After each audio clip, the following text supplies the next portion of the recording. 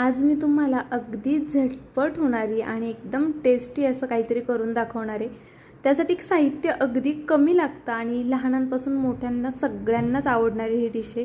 उन्हाळ्याच्या सुट्टीमध्ये मुलं घरी असतात तर सारखं काही ना काही खाऊ मागतात, त्यावेळेस बेस्ट ऑप्शन आहे।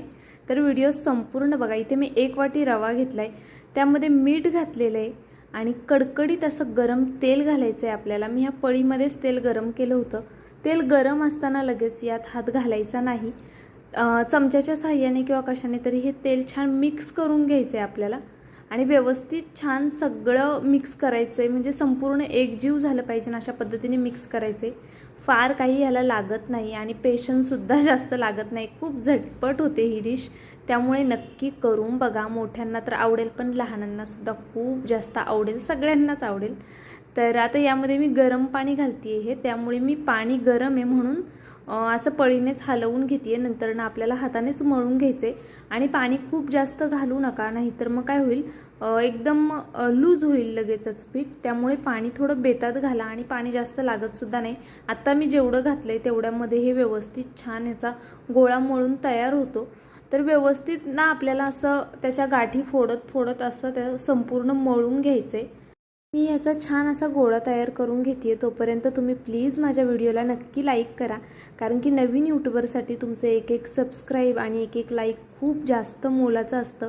लाईक करायला 1 सेकंदही लागणार नाही, तसंच सबस्क्राईब करायला सुद्धा तुम्हाला वेळ लागणार नाही ना, कुठले चार्जेस लागणार आहेत। त्यामुळे प्लीज प्लीज प्लीज व्हिडिओ थोडा जरी आवडला तरी लगेच लाईक करा आणि सबस्क्राईबसुद्धा करा जर नवीन असाल तर।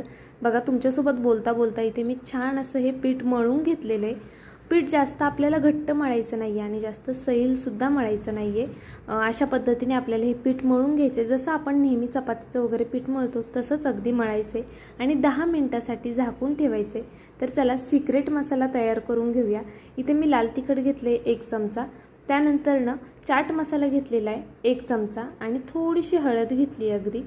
त्यानंतर मीठ घालायचं आहे आपल्याला आणि अजून चटपटीतपणा येण्यासाठी त्याच्यामध्ये थोडीशी पिठी साखर घालायची आहे। ह्याचं कॉम्बिनेशन एवढं सुंदर आहे, पिठी साखर त्यानंतर चाट मसाला आणि लाल तिखट, यामुळे आंबट गोड तिखट अशी सगळीच चव येते आणि खूप छान होतो हा पदार्थ। खरंच तुम्ही नक्की एकदा ट्राय करा। आणि खरं सांगायचं झालं तर जर तुम्ही रवा वाटीमध्ये घेण्यापासून ते आपली रेसिपी तयार होण्यापर्यंतचा वेळ पाहिला तर 15 ते 20 मिनटं खूप झाले। पीठ मळायलाच मळून ठेवल्यानंतरनं जो 10 मिनटाचा वेळ आहे तोच जास्तीचा लागतो, नाहीतर 20-1 मिनटात आरामात ही रेसिपी अगदी झटपट होते।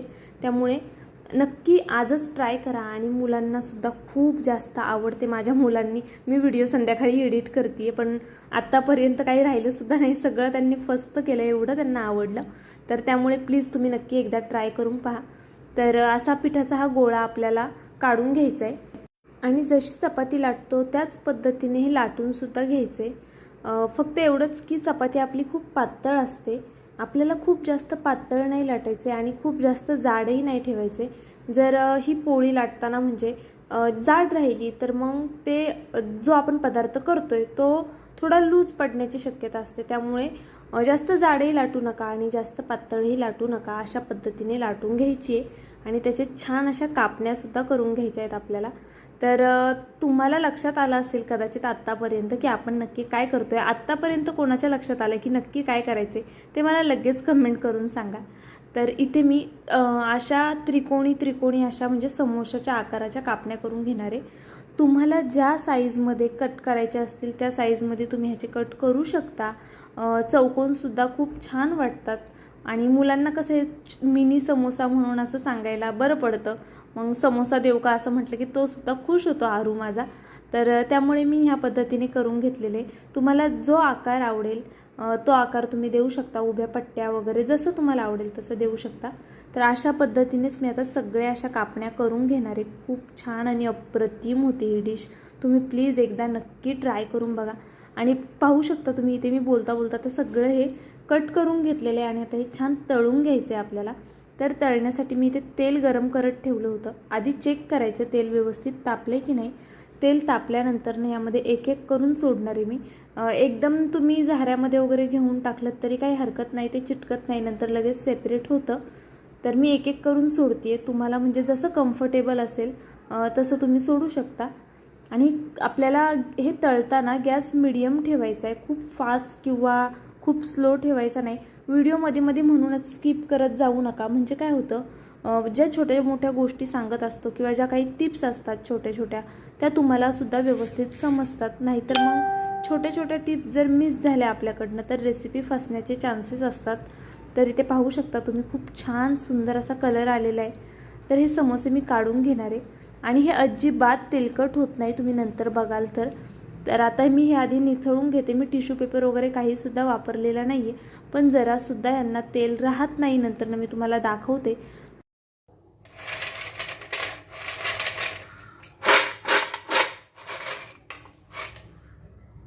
आवाजावरनं तुमच्या लक्षात आलंच असेल किती कुरकुरीत झाले ते.